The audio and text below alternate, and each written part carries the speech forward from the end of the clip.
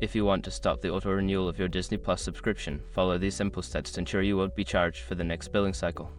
Step 1. Log into your account. Visit the Disney Plus website or open the Disney Plus app. Enter your login credentials to access your account. Step 2. Go to Account Settings. Once logged in, navigate to your account settings.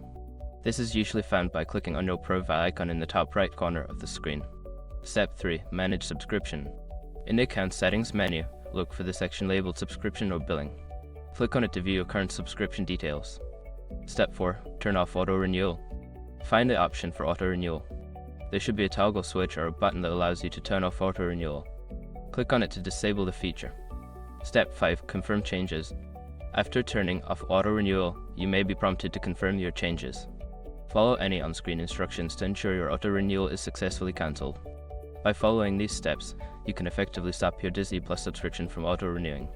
Make sure to check your email for any confirmation regarding the cancellation.